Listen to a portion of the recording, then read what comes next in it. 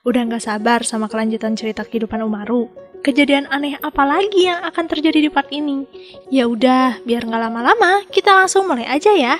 Inilah dia Himoto Umaru-chan. Liburan musim panas telah tiba. Umaru yang sudah bekerja keras mendapat peringkat pertama di ujian akhir, memutuskan untuk bermain game di tempat kesukaannya. Tapi saat Umaru baru menikmati permainan, Umaru malah harus bertemu dengan si Livin. Untungnya Umaru membawa topengnya sehingga dia bisa menutup wajahnya secepat mungkin.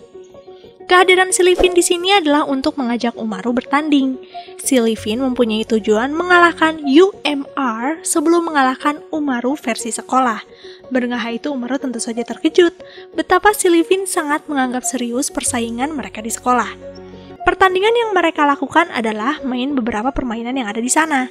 Dari sekian banyak permainan, Umaru menyadari kalau si Livin ternyata mahir juga. Bisa dikatakan Umaru saja kewalahan. Saat mereka istirahat, Umaru mengatakan kepada si Livin kalau menurutnya bermain di sini adalah untuk bersenang-senang, bukan bertanding.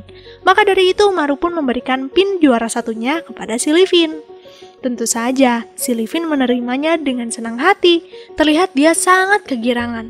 Si Livin pun memutuskan berteman dengan UMR karena dia sudah mendapat tujuan utamanya. Tapi si Livin meminta Umaru membantunya mengalahkan Umaru versi sekolah. Mendengar itu Umaru tentu saja terkejut. Bagaimana bisa dia melawan dirinya sendiri kan? Singkat cerita, Taihei baru selesai menjemur baju. Tapi di saat itu juga Taihei menyadari kalau Umaru ternyata tidak punya baju main seperti gadis seumurannya. Umaru malah punya jubah kesukaannya dengan jumlah yang sangat banyak. Maka dari itu, Taihei pun meminta Umaru pergi berbelanja baju bersama teman-temannya. Dengan satu syarat, harus baju, bukan game. Karena sudah mendapatkan uangnya, pada akhirnya Umaru pergi berbelanja dengan Ebina dan Motoba. Seperti biasa, Motoba tidak nyaman jika ada Ebina, tapi Umaru berusaha membiasakan Motoba untuk berteman juga dengan Ebina. Mereka pun melihat-lihat dari satu toko ke toko lain. Umaru sempat menemukan baju yang menarik perhatiannya. Tapi saat melihat harganya, Umaru sangat terkejut, karena jika dipakai beli kola, sepertinya bisa beli 60 kola. Setelah mencoba berbagai macam pakaian, Umaru pun meminta Ebina dan Motoba untuk berpencar dan memilih baju yang diinginkan. Awalnya Umaru ingin membeli baju yang pertama dia lihat saja untuk mempersingkat waktu. Tapi sialnya Umaru lewat toko game yang memberitahu ada game baru. Tentu saja Umaru bimbang. Maka dari itu Umaru pun memutuskan membeli baju di toko lain yang harganya lebih murah agar dia bisa membeli game tanpa sepengetahuan Taihei. Walaupun begitu, Taihei tetap heran dengan baju pilihan Umaru yang terlihat jadul-jadul. Umaru tentu saja menyebutkan beribu alasan untuk bisa menyembunyikan kelakuannya membeli game. Lalu di suatu malam Taihei meminta Umaru untuk tidur. Awalnya Umaru menolaknya, tapi karena Taihei memaksa, akhirnya Umaru menuruti Taihei. Seperti kalian tahu, Umaru ini sangat keras kepala. Pada akhirnya dia kembali bangun dan melanjutkan main game plus cemilannya. Umaru merasa ada yang kurang, yaitu cola. Tapi sayang persediaan cola sudah habis. Maka dari itu Umaru memberanikan diri untuk membeli cola di minimarket yang buka 24 jam. Di perjalanan pulang, Umaru baru merasakan betapa indah dan tenangnya kota di malam hari. Umaru sangat senang melihat cahaya lampu yang ada di sepanjang jalan. Walaupun Umaru merasa misinya ini berhasil, tapi saat Umaru masuk ke dalam rumah, ternyata Taihei sudah bangun dan tentu saja Umaru dimarahi karena keluar tengah malam. Singkat cerita, Taihei sedang menyelesaikan tugas kantornya, tapi selama dia mengerjakan tugas, tidak berhenti Umaru terus mengganggu Taihei, dan hal itu tentu saja mengganggu pekerjaannya. Maka, sejak hari itu Taihei memutuskan membuat pembatas di kamar. Alasannya sih untuk memberi privasi masing-masing. Pada saat itu Umaru langsung menyetujuinya karena Umaru merasa akan bebas bermain game. Tapi nyatanya ketika Taihei sudah memasang tirai pembatas, Umaru malah merasa kesepian dan Taihei merasakan kegelisahan Umaru itu. Maka dari itu dengan terpaksa pada akhirnya Taihei kembali menurunkan tirainya. 26 September tiba dan hari ini adalah hari ulang tahun Umaru. Di pagi hari itu, Umaru sudah percaya diri kalau kakaknya akan ingat dengan ulang tahunnya. Bahkan Umaru membuat daftar keinginan. Tapi sejak Taihei terbangun, sampai Umaru pergi sekolah pun, Taihei tidak mengucapkan apapun.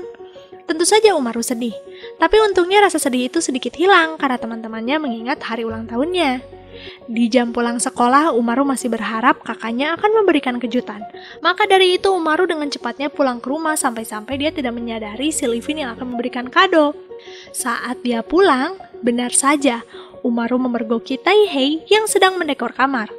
Melihat hal itu Umaru tentu saja sangat bahagia. Singkat cerita, Taihei yang sedang merapikan kamar disuruh-suruh oleh Umaru. Dari minta dibawakan kola sampai keripik. Padahal Umaru sendiri sedang asik bermain game. Setelah mengabulkan permintaan Umaru, Taihei kembali merapikan kamar dan dia melihat ada kotak yang tergeletak di lantai. Taihei tentu saja menanyakan kepada Umaru apakah dia masih memerlukan kotak ini atau tidak. Tanpa melihatnya, Umaru mengatakan kalau dia tidak memerlukan kotak itu. Ya karena Umaru mengatakan itu, Taihei pun membuang kotaknya.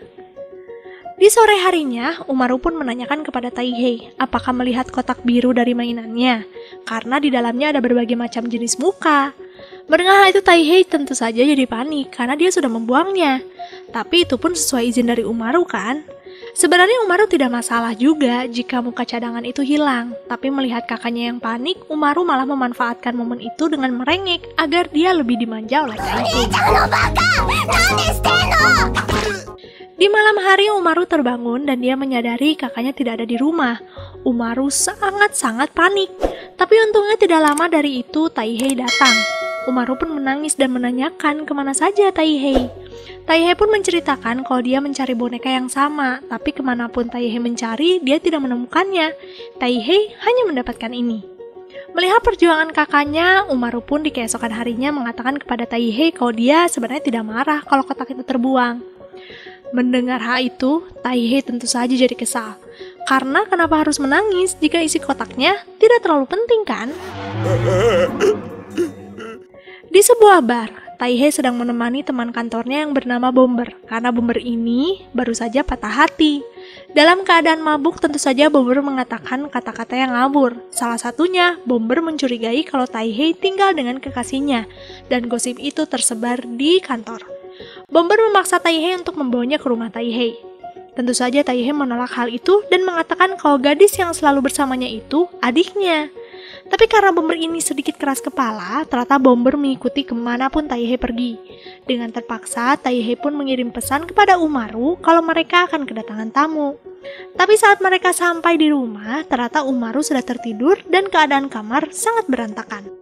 Bomber sangat terpana melihat keimutan Umaru yang sedang tidur, dan di sana Taihei pun menegaskan kalau gadis ini adalah adiknya. Maka dari itu Taihei pun meminta Bomber untuk pulang sekarang juga.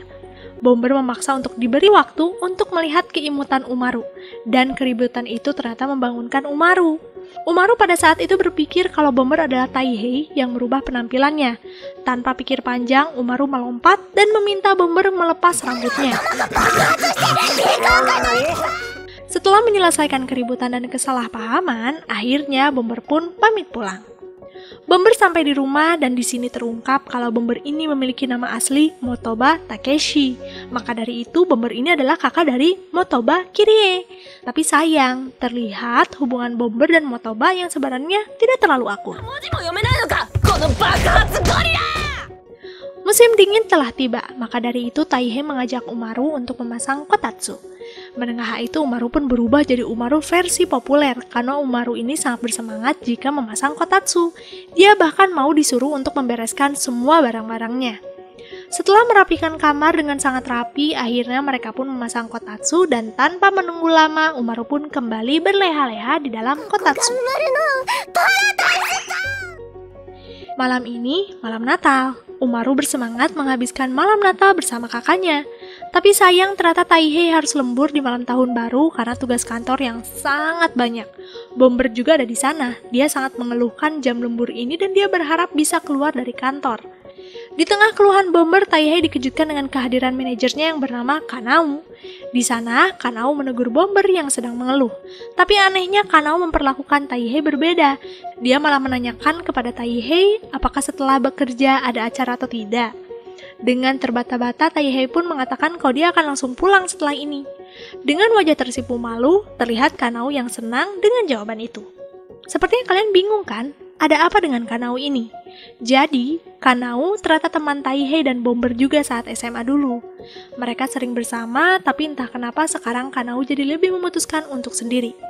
Kehadiran Kanao ini bahkan sengaja dilakukan agar bisa membebaskan tugas Taihei dan Bomber di malam Natal. Maka dari itu, Taihei pun bisa pulang lebih cepat. Sebenarnya Taihei sempat mengajak Kanao untuk pergi menghabiskan malam Natal bersama di malam itu. Tapi walaupun hati Kanao ingin, dia menekankan kalau dia akan menghabiskan waktu bersama dengan keluarganya. Singkat cerita, Taihei pun akhirnya pulang dan dia kebetulan bertemu dengan Motoba yang akan memberikan kado Natal untuk Umaru. Terlihat Taihei menggunakan kostum Santa Claus, karena itu adalah rencana Bomber untuk membahagiakan adik mereka masing-masing. Walau pada akhirnya, Bomber mendapat respon yang berbeda dari Motoba. Malam tahun baru pun tiba. Malam ini, Umaru menghabiskan malam tahun baru bersama Taihei dan Bomber. Di sana Bomber menyiapkan berbagai macam cemilan dan minuman untuk menyambut tahun baru. Begitupun Umaru, dia menyiapkan semua cemilan kesukaan dan tentunya beragam cola sudah disiapkan. Karena ini malam tahun baru, mau tidak mau Taihei membiarkan Umaru bertingkah semaunya. Mereka bertiga benar-benar menikmati makanan dan minuman yang ada di atas meja, sambil menunggu hitungan mundur.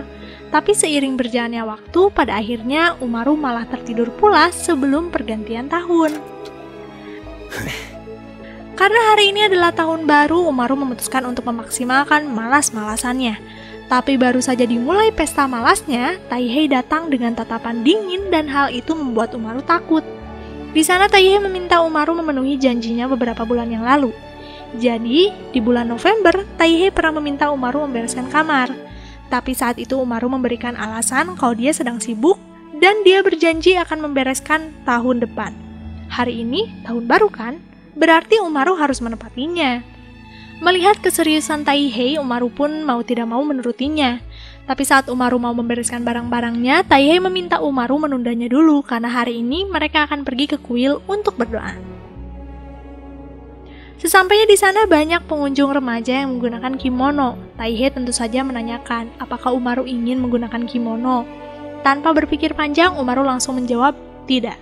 Maka dari itu mereka pun mulai melanjutkan kegiatan di kuil, dari membaca ramalan, melihat pertunjukan, sampai pada akhirnya berdoa di kuil. Mereka pun sampai di rumah. Sebelum masuk ke dalam, Umaru meminta Taihei tahun ini lebih memanjakannya. Mendengar hal itu tentu saja Taihei menebak kalau Umaru akan menunda membereskan kamar hari ini kan. Taihei pun menekankan kalau kali ini Umaru tidak akan lolos dari janjinya.